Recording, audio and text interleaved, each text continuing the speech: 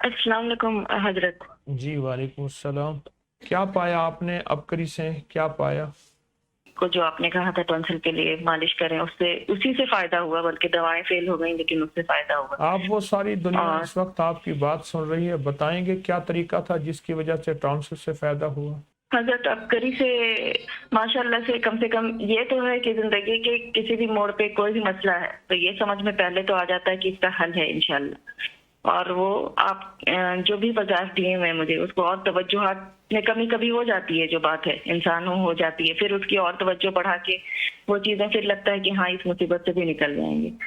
और अभी भी हजरत टॉन्सिल का बहुत मसला चल रहा था, तो बाएं हाथ की उंगली को जो आपने कहा था टॉन्सिल के लिए मालिश करें, उससे उसी से फायदा हुआ, बल्कि दवाएं फेल हो गई लेकिन उससे फायदा हुआ। आप वो सारी दुनिया और इस वक्त आपकी बात सुन रही है, बताएंगे क्या तरीका था जिसकी वजह से टॉन्सिल से फायदा हुआ? हजरत वो आपने बाएं हाथ के अंगूठे को जो रब करने के लिए कहा था, 10 मिनट की मालिश जैतून के तेल से और कपड़ा लपेट के सो जाओ, अगले ही दिन बल्कि वो टॉन्सिल आधे से भी ज्यादा खत्म हो गया था, मतलब दर्द।